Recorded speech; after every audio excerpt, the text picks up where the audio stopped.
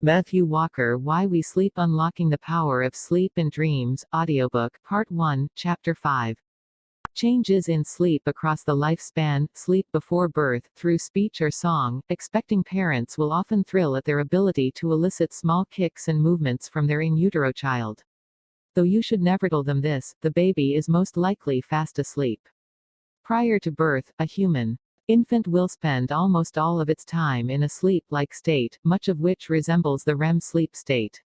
The sleeping fetus is therefore unaware of its parent's performative machinations. Any co-occurring arm flicks and leg bops that the mother feels from her baby are most likely to be the consequence of random bursts of brain activity that typify REM sleep. Adults do not, or at least should not, throw out similar nighttime kicks and movements, since they are held back by the body-paralyzing mechanism of REM sleep. But in utero, the immature fetus's brain has yet to construct the REM sleep muscle inhibiting system adults have in place.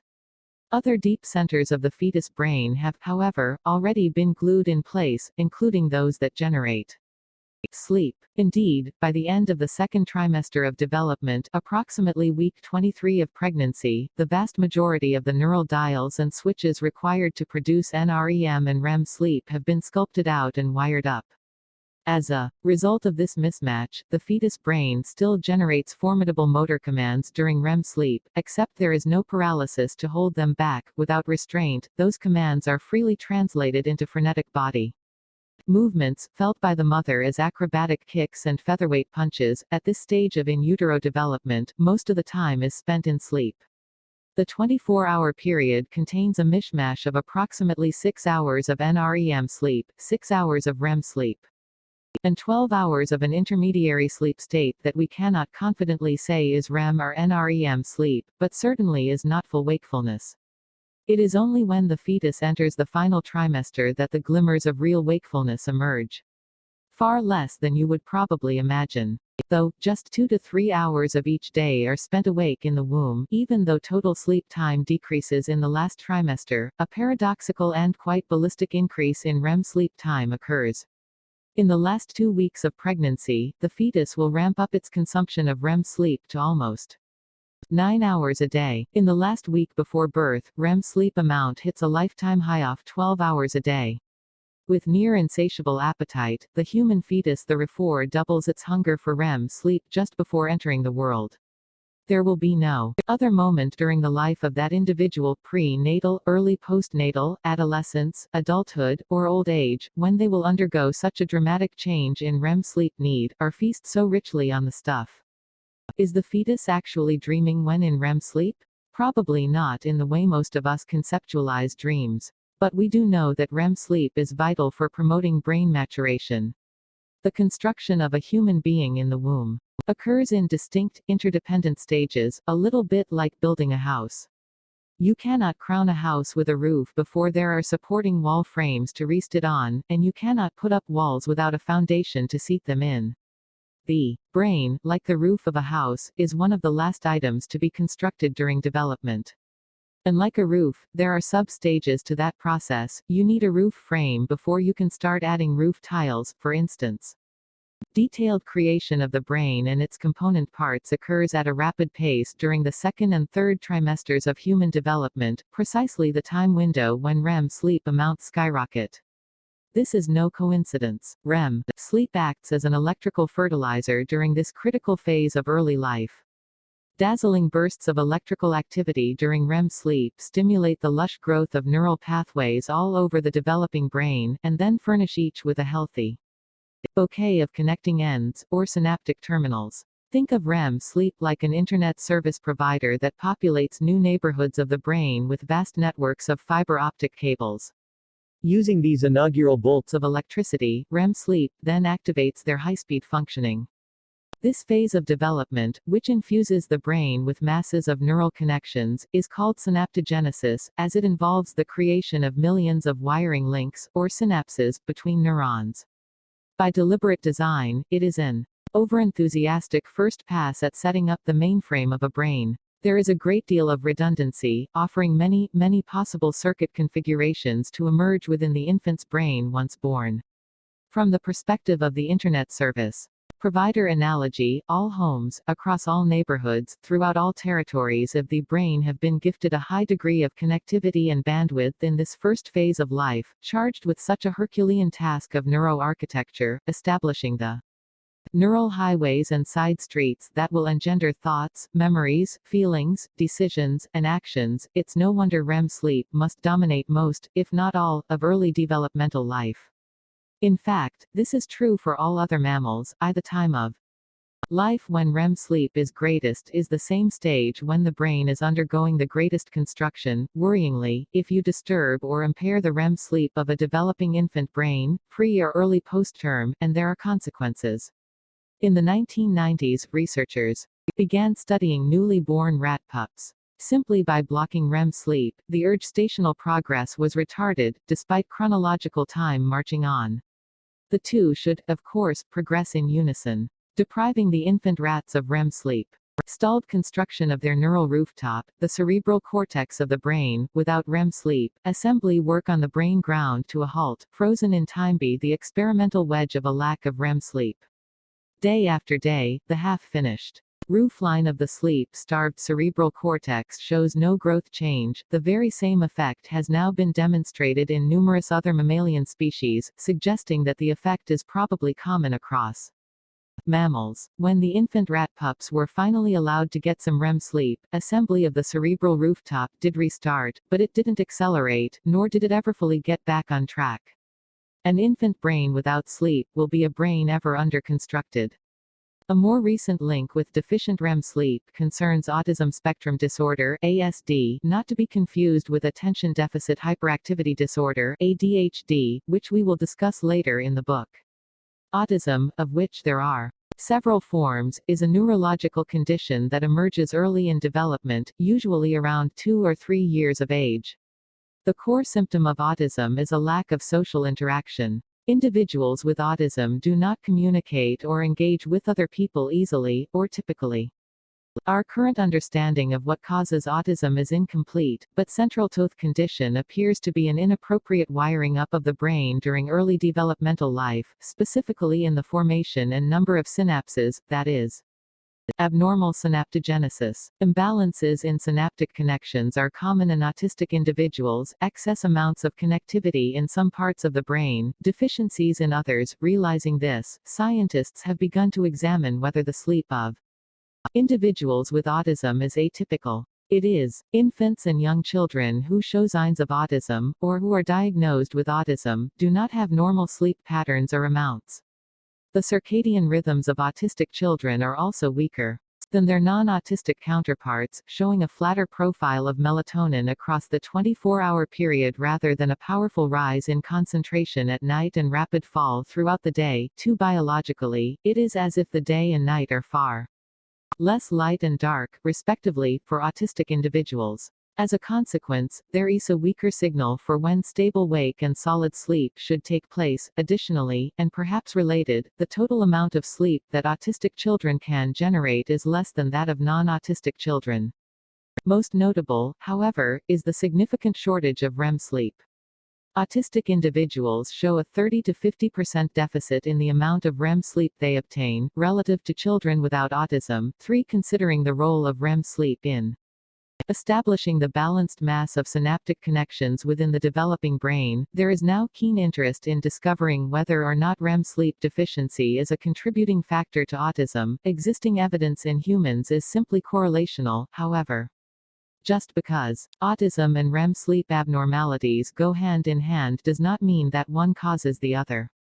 Nor does this association tell you the direction of causality even if it does exist. Is deficient REM sleep causing autism, or is it the other way around? It is curious to note, however, that selectively depriving an infant rat of REM sleep leads to aberrant patterns of neural connectivity, or synaptogenesis, in the brain. Moreover, rats deprived of REM sleep during infancy go on to become socially withdrawn and isolated as adolescents and adults. Irrespective of causality issues, tracking sleep abnormalities represents a new diagnostic hope for the early detection of autism. Of course, no expecting mother has to worry about scientists disrupting the REM sleep of their developing fetus. But alcohol can inflict that same selective removal of REM sleep. Alcohol is one of the most powerful Suppressors of REM sleep that we know of. We will discuss the reason that alcohol blocks REM sleep generation, and the consequences of that sleep disruption in adults, in later chapters. For now, however, we'll focus on the impact of alcohol on the sleep of a developing fetus and newborn. Alcohol consumed by a mother readily crosses the placental barrier, and therefore readily infuses her developing fetus. Knowing this, scientists first examined the extreme scenario: mothers who were alcoholics or heavy drinkers during pregnancy.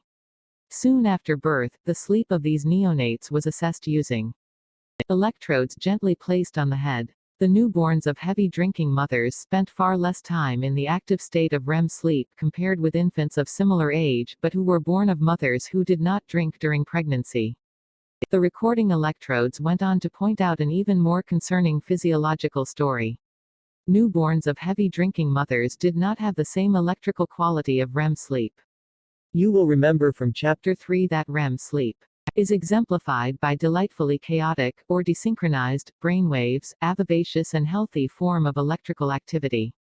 However, the infants of heavy drinking mothers showed a 200% reduction in this measure of vibrant electrical activity relative to the infants born of non-alcohol consuming mothers. Instead, the infants of heavy drinking mothers emitted a brainwave pattern that was far more sedentary in this regard. If you are now wondering whether or not epidemiological studies have linked alcohol use during pregnancy and an increased likelihood of neuropsychiatric illness in the mother's child, including autism, the answer is yes.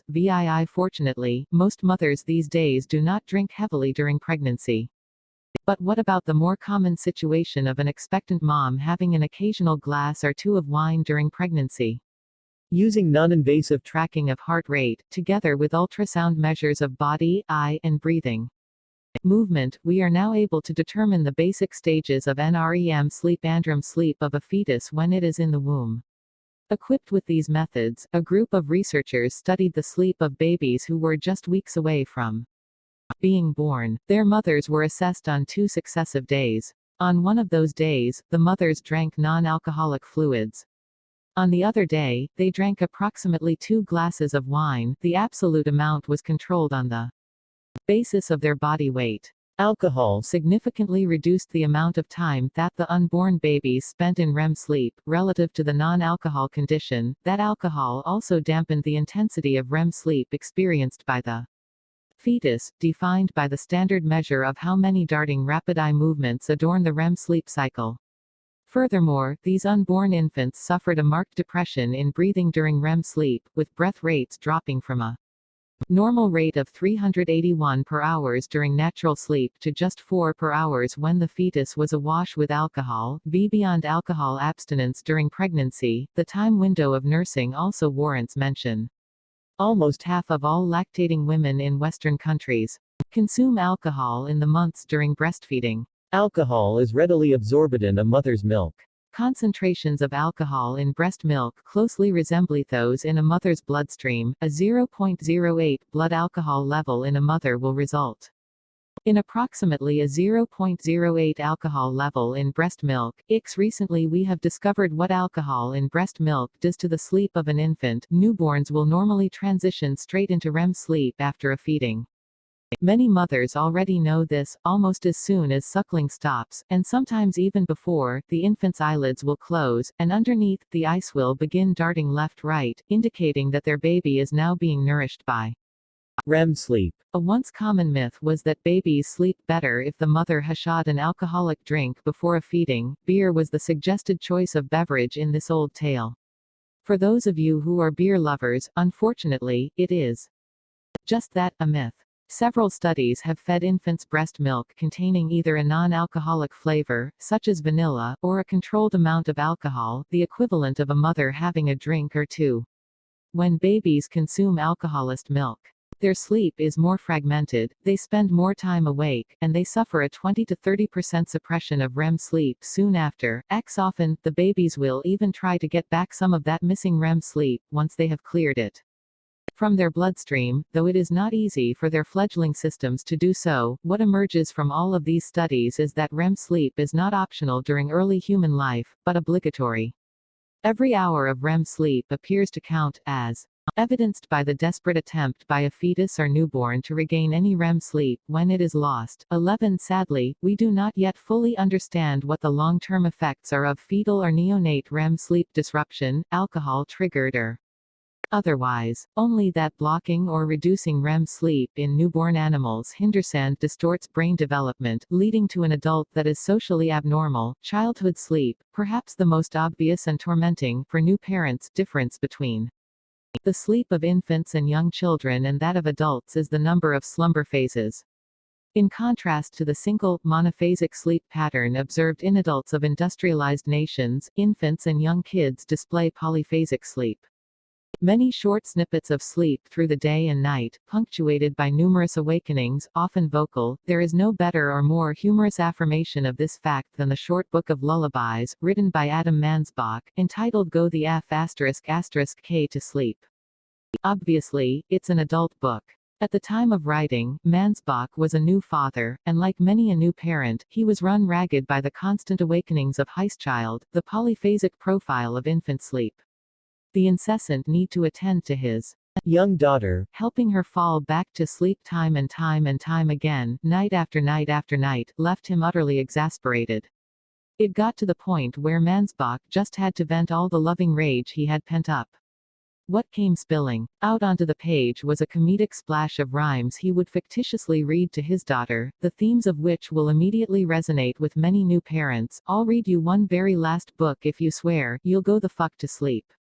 I implore you to listen to the audiobook version of the work, narrated to perfection by the sensational actor Samuel L. Jackson. Fortunately, for all new parents, Mansbach included, the older a child gets, the fewer, longer, and more stable their sleep bouts become. 12. Explaining this change is the circadian rhythm. While the brain areas that generate sleep are remolded in place well before birth, the master 24-hour clock that controls the circadian rhythm, the suprachiasmatic nucleus, takes considerable time to develop. Not until age 3 or 4 months will a newborn show modest signs of being governed by a daily rhythm.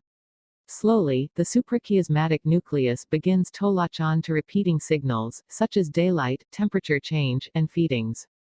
So long as those feedings are highly structured, establishing a stronger 24-hour rhythm, by the 1-year milestone of development, the suprachiasmatic nucleus clock if an infant has gripped the steering reins of the circadian rhythm.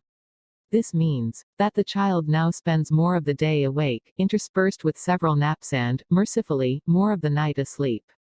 Mostly gone are the indiscriminate bouts of sleep and wake that once peppered the day and night. By 4 years of age, the circadian rhythm is in dominant command of a child's sleep behavior, with a lengthy slab of nighttime sleep, usually supplemented by just a single daytime nap.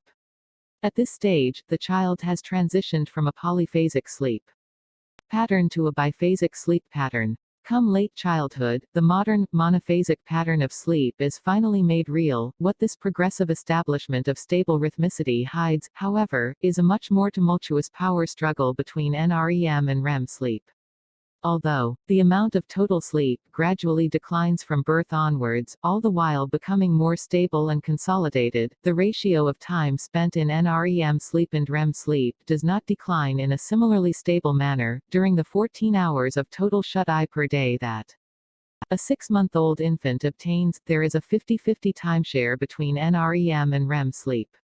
A 5-year-old, however, will have a 70-30th split between NREM and REM sleep across the 11 hours of total daily slumber. In other words, the proportion of REM sleep decreases in early childhood while the proportion of NREM sleep actually increases, even though total sleep time decreases. The downgrading of the REM sleep portion, and the upswing in NREM sleep dominance, continues throughout early and mid-childhood. That balance will finally stabilize to an 80-20th NREM-REM sleep split by the late teen years, and remain so throughout early and mid-adulthood. Sleep and adolescence. Why do we spend so much time in REM sleep in the womb and early in life, yet switch to a heavier dominance of deep NREM sleep in late childhood and early adolescence? If we quantify the intensity of the deep sleep brainwaves, we see the same pattern, a decline in REM sleep intensity in the first year of life, yet an exponential rise in deep NREM sleep intensity in mid and late childhood, hitting a peak just before puberty, and then damping back down. What's so special about this type of deep sleep at this transitional time of life? Prior to birth, and soon after, the challenge for development was to build and add vast numbers of neural highways and interconnections that become a fledgling brain. As we have discussed, REM sleep plays an essential role in this proliferation process, helping to populate brain neighborhoods with neural connectivity, and then activate those pathways with a healthy dose of informational bandwidth. But since this first round of brain wiring is purposefully overzealous, a second round of remodeling must take place. It does so during late childhood and adolescence. Here, the architectural goal is not to scale up, but to scale back. Fourth goal of efficiency and effectiveness. The time of adding brain connections with the help of REM sleep is over. Instead, pruning of connections becomes the order of the day, or, should I say, night. Enter the sculpting hand of deep NREM sleep. Our analogy of the Internet service provider is a helpful one to return to. When first setting up the network, each home in the newly built neighborhood was given an equal amount of connectivity bandwidth and thus potential for use. However, that's an inefficient solution for the long term, since some of these homes will become heavy bandwidth users over time, while other homes will consume very little. Some homes may even remain vacant and never use any bandwidth. To reliably estimate what pattern of demand exists, the Internet service provider needs time to gather usage statistics. Only after a period of experience can the provider make an informed decision on how to refine the original network structure it put in place, dialing back connectivity to low-use homes, while increasing connectivity to other homes with high bandwidth demand. It is not a complete redo of the network, and much of the original structure will remain in place. After all, the Internet service provider has done this many times before, and they have a reasonable estimate of how to build a first pass of the network. But a use-dependent reshaping and downsizing must still occur if maximum network efficiency is to be achieved. The human brain undergoes a similar, use-determined transformation during late childhood and adolescence. Much of the original structure laid down early in life will persist, since Mother Nature has, by now, learned to create a quite accurate first-pass wiring of a brain after billions of attempts over many thousands of years of evolution. But she wisely leaves something on the table in her generic brain sculpture, that of individualized refinement. The unique experiences of a child during their formative years translate to a set of personal usage statistics. Those experiences, or those statistics, provide the bespoke blueprint for a last round of brain refinement. 13. Capitalizing on the opportunity left open by nature. A somewhat generic brain becomes ever more individualized, based on the personalized use of the owner. To help with the job of refinement and downscaling of connectivity, the brain employs the services of deep NREM sleep. Of the many functions carried out by deep NREM sleep, the full roster of which we will discuss in the next chapter, itis that of synaptic pruning that features prominently during adolescence. In a remarkable series of experiments, the pioneering sleep researcher Erwin Feinberg discovered something fascinating about how this operation of downscaling takes place within the adolescent brain. His findings help justify an opinion you may also hold. Adolescents have a less rational version of an adult brain, one that takes more risks and has relatively poor decision-making skills, using electrodes placed all over the head, front and back, left side and right. Feinberg began recording the sleep of a large group of kids starting at age 6 to 8 years old. Every 6 to 12 months, he would bring these individuals back to his laboratory and perform another sleep measurement. He didn't stop for 10 years. He amassed more than 3,500 all-night assessments, a scarcely believable 320,000 hours of sleep recordings. From these, Feinberg created a series of snapshots, depicting how deep sleep intensity changed with the stages of brain development as the children made their often awkward transition through adolescence into adulthood. It was the neuroscience equivalent of time-lapse photography in nature, taking repeat pictures of a tree as it first comes into bud in The spring, babyhood, then bursts into leaf during the summer, late childhood, then matures in color come the fall, early adolescence, and finally sheds its leaves in the winter, late adolescence and early adulthood. During mid and late childhood, Feinberg observed moderate deep sleep amounts as the last neural growth spurts inside the brain were being completed, analogous to late spring and early summer. Then Feinberg began seeing a sharp rise in deep sleep intensity in his electrical recordings, right at the time when the developmental needs of brain connectivity switch from growing connections to shedding them, the tree's equivalent of fall. Just as maturational fall was about to turn to winter, and the shedding was nearly complete, Feinberg's recordings showed a clear ramping back down in deep NREM sleep intensity to lower intensity once more. The life cycle of childhood was over, and as the last leaves dropped, the onward neural passage of these teenagers had been secured. Deep NREM sleep had aided their transition into early adulthood. Feinberg proposed that the rise and fall of deep sleep intensity were helping lead the maturational journey through the precarious heights of adolescence, followed by safe onward passage into adulthood. Recent findings have supported his theory. As deep NREM sleep performs its final overhaul and refinement of the brain during adolescence, cognitive skills, reasoning, and critical thinking start to improve, and do so in a proportional manner with that NREM sleep change. Taking a closer look at the timing of this relationship, you see something even more interesting. The changes in deep NREM sleep always precede the cognitive and developmental milestones within the brain by several weeks or months. Implying a direction of influence, deep sleep may be a driving force of brain maturation, not the other way around. Feinberg made a second seminal discovery. When he examined the timeline of changing deep sleep intensity at each different electrode spot on the head, it was not the same. Instead, the rise and fall pattern of maturation always began at the back of the brain, which performs the functions of visual and spatial perception, and then progressed steadily forward as adolescence progressed. Most striking, the very last stop on the maturational journey was the tip of the frontal lobe, which enables rational thinking and critical decision-making.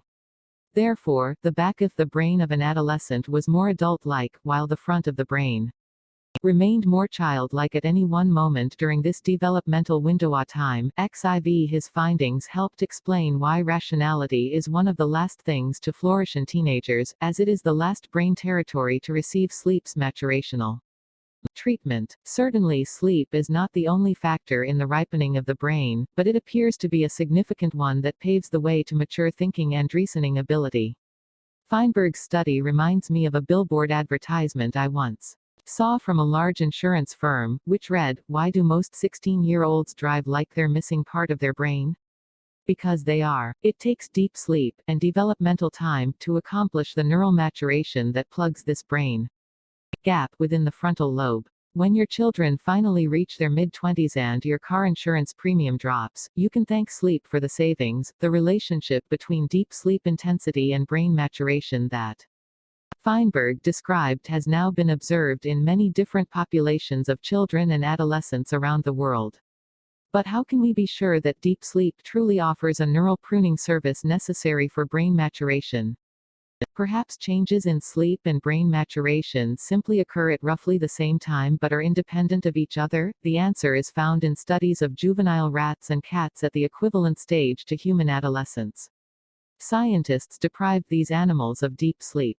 In doing so, they halted the maturational refinement of brain connectivity, demonstrating a causal role for deep NREM sleep in propelling the brain into healthy adulthood. 15 Of concern is that administering caffeine to juvenile rats will also disrupt deep NREM sleep and, as a consequence, delay numerous measures off brain maturation and the development of social activity, independent grooming, and the exploration of the environment, measures of self-motivated learning. Recognizing the importance of deep NREM sleep in teenagers has been instrumental to our understanding of healthy development, but it has also offered clues as to what happens when things go wrong in the context of abnormal development. Many of the major psychiatric disorders, such as schizophrenia, bipolar disorder, major depression, and ADHD, are now considered disorders of abnormal development, since they commonly emerge during childhood and adolescence.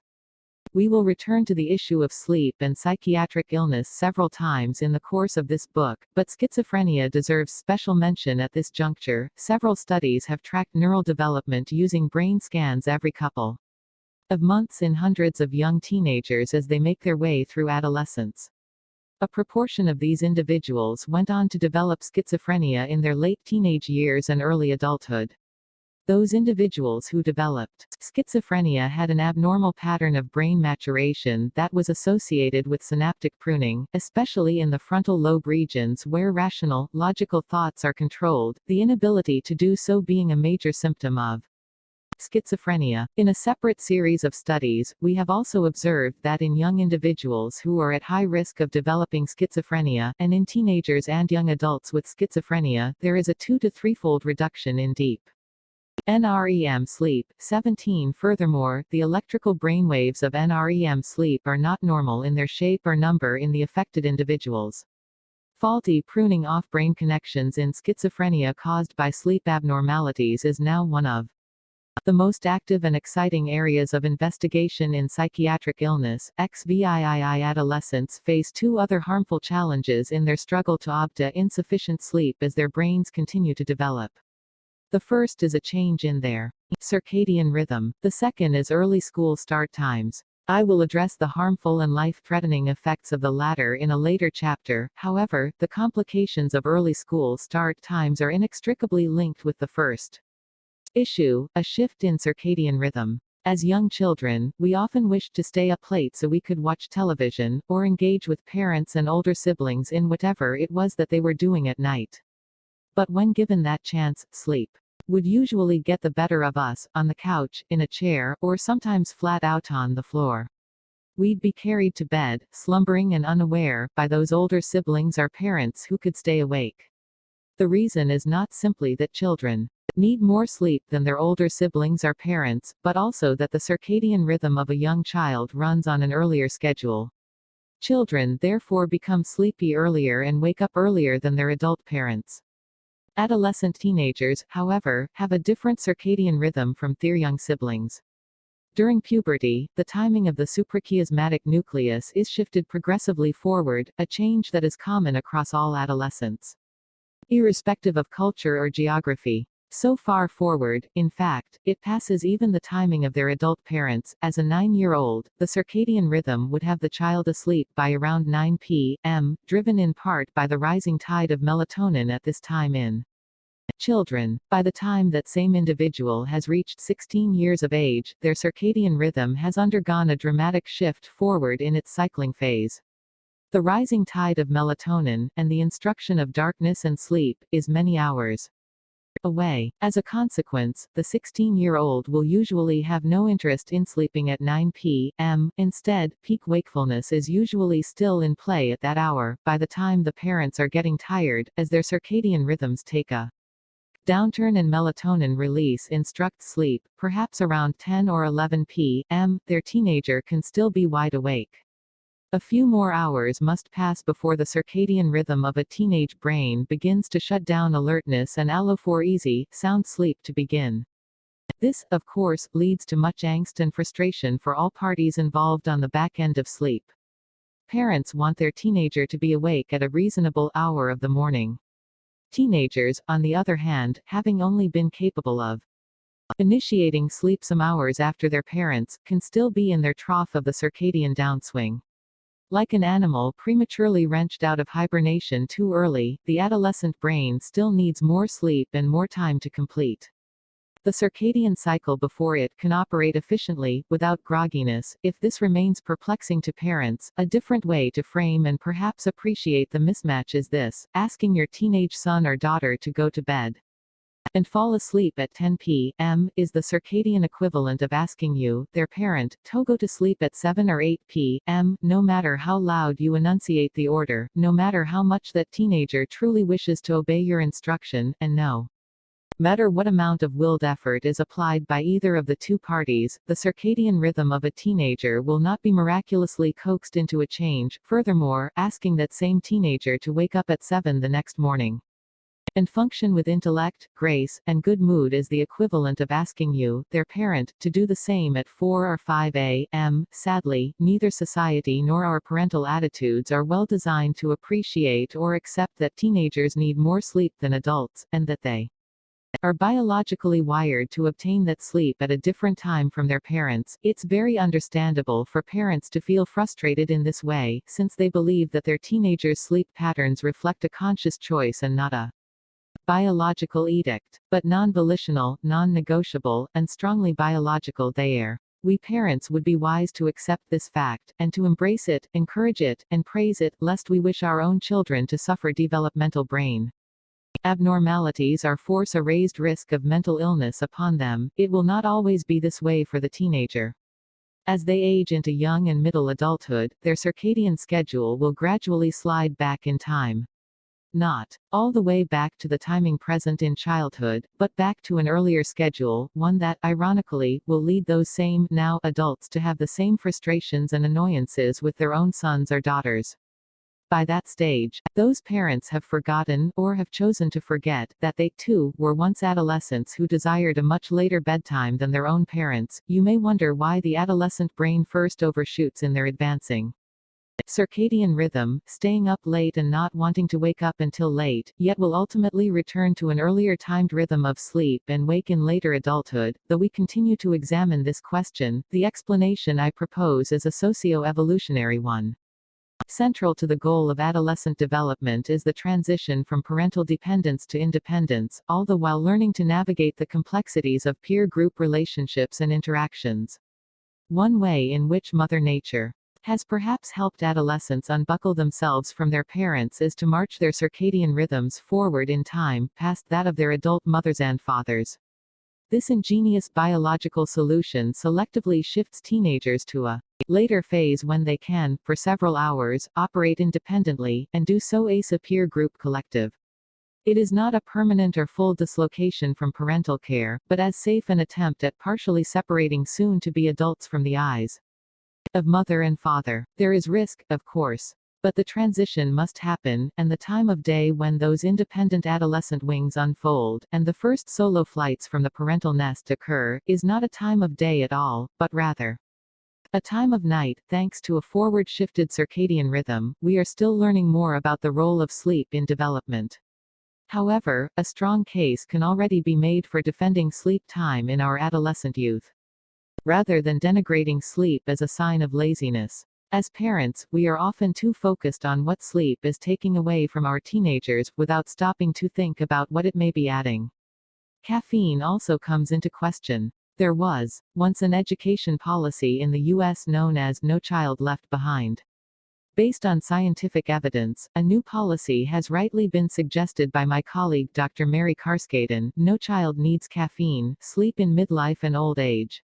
As you, the reader, may painfully know, sleep is more problematic and disordered in older adults. The effects of certain medications more commonly taken by older adults, together with coexisting medical conditions, result in older adults being less able, on average, to obtain as much sleep, or as restorative a sleep, as young adults. That older adults simply need less sleep is a myth. Older adults appear to need just as much sleep as they do in midlife, but are simply less able to generate that still necessary sleep. Affirming this, large surveys demonstrate that despite getting less sleep, older adults reported needing, and indeed trying, to obtain just as much sleep as younger adults. There are additional scientific findings supporting the fact that older adults still need a full night of sleep, just like young adults, and I will address those shortly.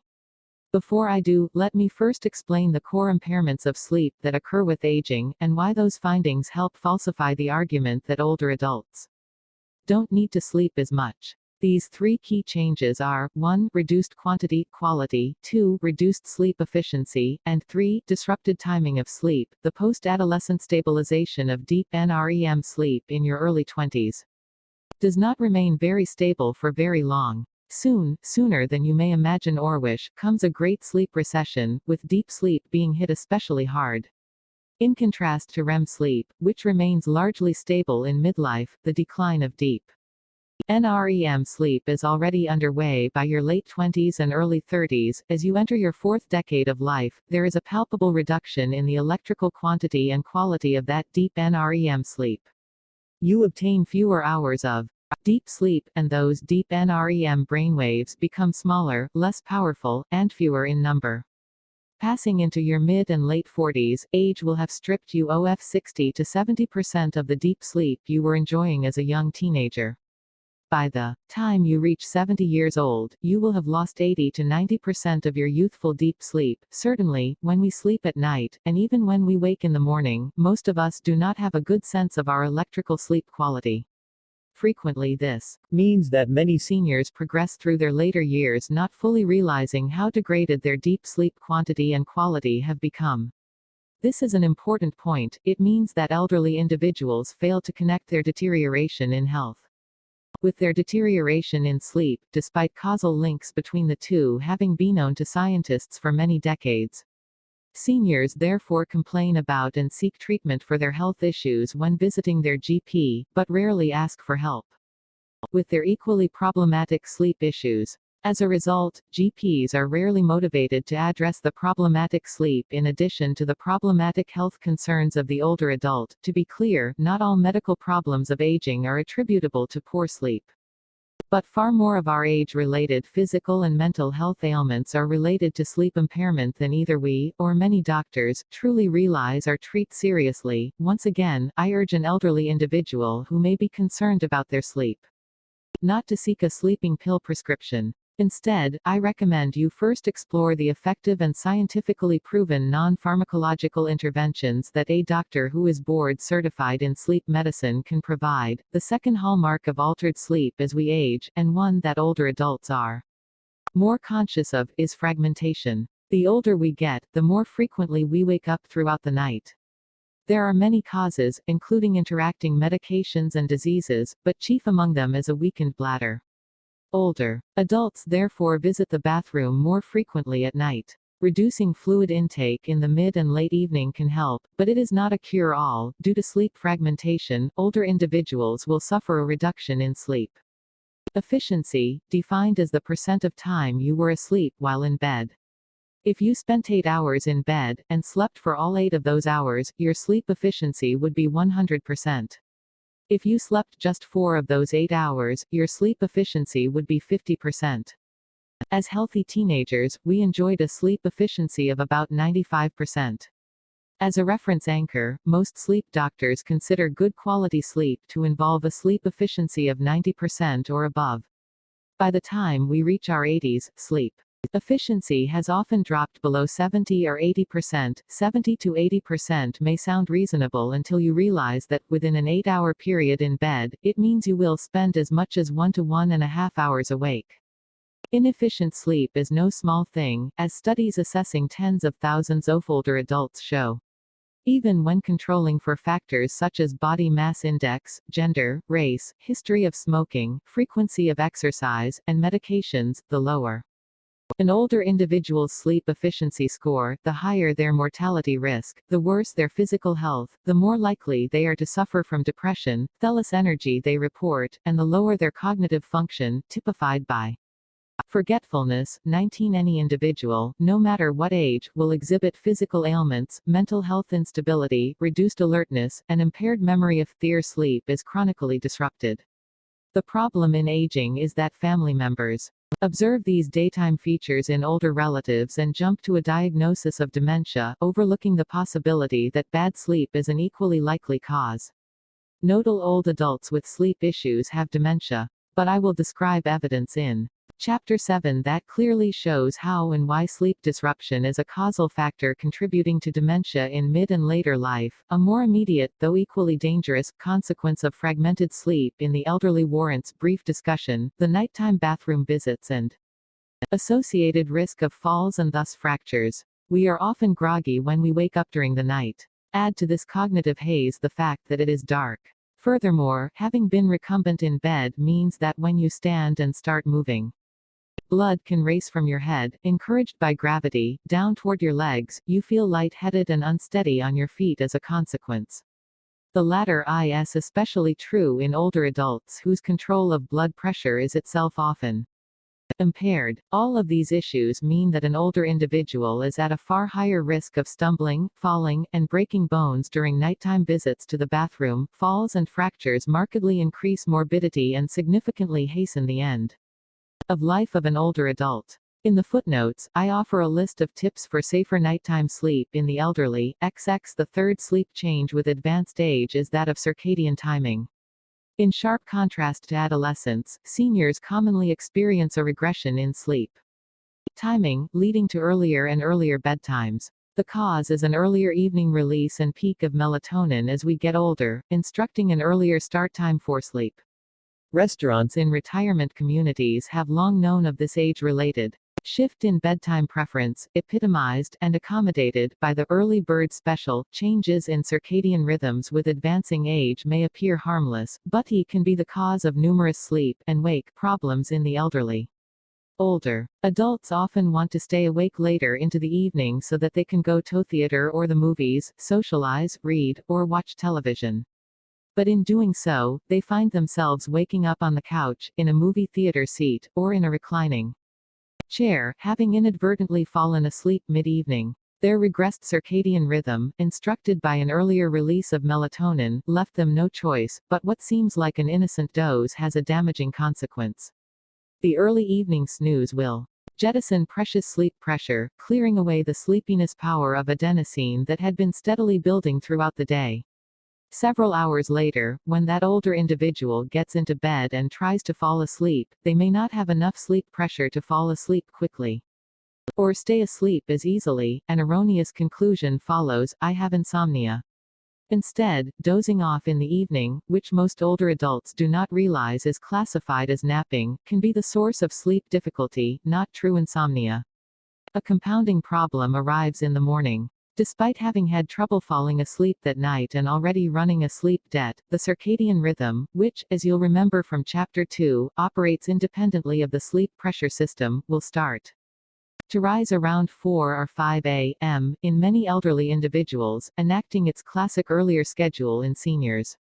Older adults are therefore prone to wake up early in the morning as the alerting drumbeat of the circadian rhythm grows louder, and corresponding hopes of returning back to sleep diminish in tandem. Making matters worse, the strengths of the circadian rhythm and amount of nighttime melatonin released also decrease the older we get.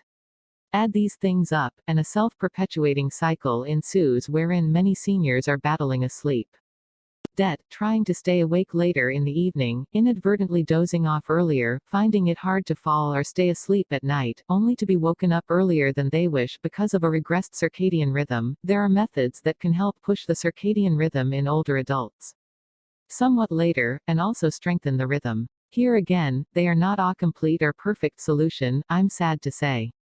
Later chapters will describe the damaging influence of artificial light on the circadian 24-hour rhythm.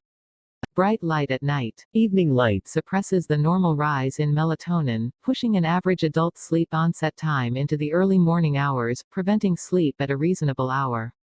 However, this same sleep delaying effect can be put to good use in older adults, if timed correctly.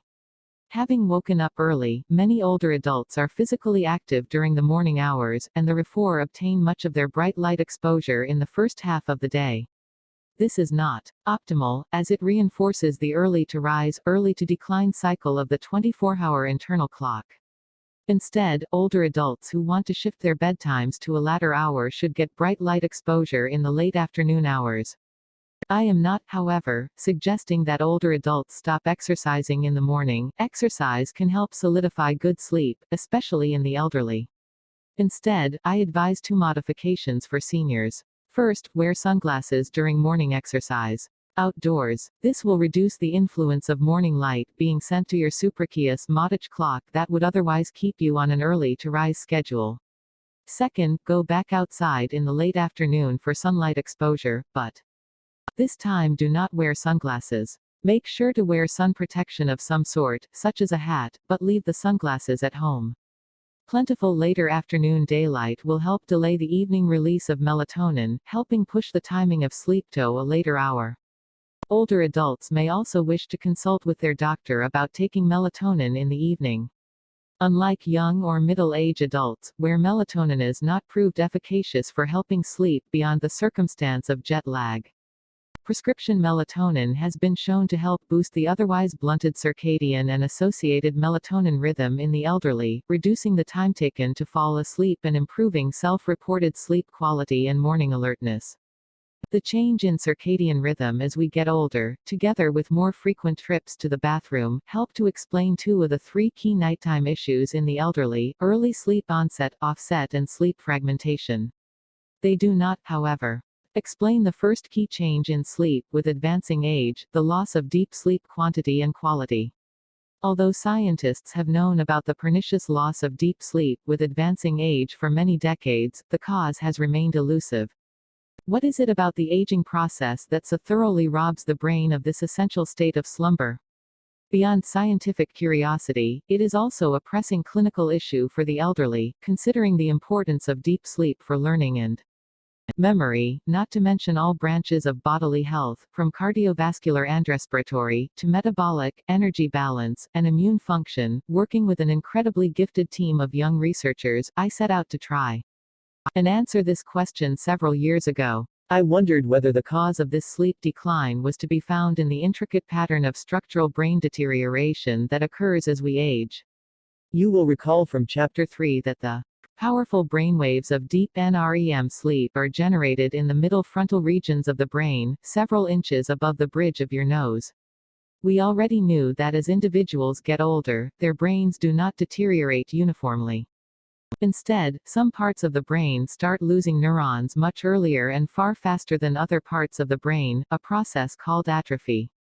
After performing hundreds of brain scans, and amassing almost 1,000 hours of overnight sleep recordings, we discovered a clear answer, unfolding in a three-part story. First, the areas of the brain that suffer the most dramatic deterioration with aging are, unfortunately, the very same deep sleep-generating regions, the middle frontal regions, seated above the bridge of the nose. When we overlaid the map of brain degeneration hotspots in the elderly on the brain map that highlighted the deep sleep-generating regions in young adults, there was a near-perfect match.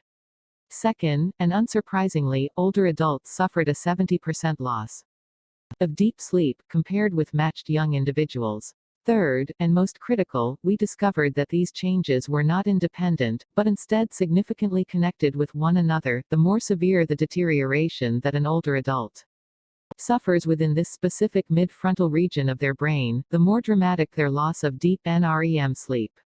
It was a saddening confirmation of my theory: the parts of our brain that ignite healthy deep sleep at night are the very same areas that degenerate, or atrophy, earliest and most severely as we age. In the years leading up to these investigations, my research team and several authors around the world had demonstrated how critical deep sleep was for cementing new memories and retaining new facts in young adults. Knowing this, we had included a twist to our experiment in older adults. Several hours before going to sleep, all of these seniors learned a list of new facts, word associations, quickly followed by an immediate memory test to see how much information they had retained. The next morning, following the night of sleep recording, we tested them a second time. We could therefore determine the amount of memory savings that had occurred for any one individual across the night of sleep. The older adults forgot far more of the facts by the following morning than the young adults, a difference of almost 50%. Furthermore, those older adults with the greatest loss of deep sleep showed the most catastrophic overnight forgetting. Poor memory and poor sleep in old age are therefore not coincidental, but rather significantly interrelated. The findings helped us shed new light on the forgetfulness that is all too common in the elderly, such as difficulty remembering people's names or memorizing upcoming hospital appointments. It is important to note that the extent of brain deterioration in older adults explained 60% of their inability to generate deep sleep. This was a helpful finding. But the more important lesson to be gleaned from this discovery for me was that 40% of the explanation for the loss of deep sleep in the elderly remained unaccounted for by our discovery. We are now hard at work trying to discover what that is. Recently, we identified one factor, a sticky, toxic protein that builds up in the brain called beta amyloid, that is a key cause of Alzheimer's disease, a discovery discussed in the next several chapters. More generally, these and similar studies have confirmed that poor sleep is one of the most underappreciated factors contributing to cognitive and medical ill health in the elderly, including issues of diabetes, depression, chronic pain, stroke, cardiovascular disease, and Alzheimer's disease. An urgent need therefore exists for us to develop new methods that restore some quality of deep, stable sleep in the elderly. One promising example that we have been developing involves brain stimulation methods, including controlled electrical stimulation pulsed into the brain at night. Like a supporting choir to a flagging lead vocalist, our goal is to electrically stimulate, in time with the ailing brainwaves of older adults, amplifying the quality of their deep brainwaves and salvaging the health and memory promoting benefits of sleep. Our early results look cautiously promising, though much more work is required. With replication, our findings can further debunk the long-held belief that we touched on earlier: older adults need less sleep. This myth has stemmed from certain observations that, to some scientists, suggest that an 80-year-old, say, simply needs less sleep than a 50-year-old. Their arguments are as follows. First, if you deprive older adults of sleep, they do not show as dramatic an impairment in performance on a basic response time task as a younger adult. Therefore, older adults must need sleep less than younger adults. Second, older adults generate less sleep than young adults, so by inference, older adults must simply need sleep less. Third, older adults do not show as strong a sleep rebound after a night of deprivation compared with young adults. The conclusion was that seniors therefore have less need for sleep if they have less of a recovery rebound. There are, however, alternative explanations.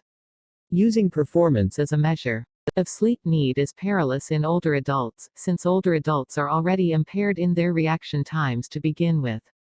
Said unkindly, older adults don't have much further to fall in terms of getting worse, sometimes called a floor effect, making it difficult to estimate the real performance impact of sleep deprivation. Next, just because an older individual obtains less sleep, or does not obtain as much recovery sleep after sleep deprivation, does not necessarily mean that their need for sleep is less. It may just as easily indicate that they cannot physiologically generate the sleep they still nevertheless need.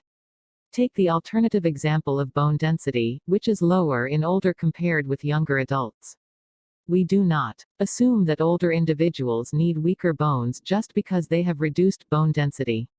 Nor do we believe that older adults have bones that are weaker simply because they don't recover bone density and heal as quickly as young adults after suffering a fracture or break. Instead, we realize that their bones, like the centers of the brain that produce sleep, deteriorate with age, and we accept this degeneration as the cause of numerous health issues. We consequently provide dietary supplements, physical therapy, and medications to try to offset bone deficiency. I believe we should recognize and treat sleep impairments in the elderly with a similar regard and compassion, recognizing that they do, in fact, need just as much sleep as other adults. Finally, the preliminary results of our brain stimulation studies suggest that older adults may, in fact, need more sleep than they themselves can naturally generate, since they benefit from an improvement in sleep quality, albeit through artificial means. If older individuals did not need more deep sleep, then they should already be satiated, and not benefit from receiving more artificially, in this case. Yet they do benefit from having their sleep enhanced, or perhaps worded correctly, restored. That is, older adults, and especially those with different forms of dementia, appear to suffer an unmet sleep need, which demands new treatment options, a topic that we shall soon return to.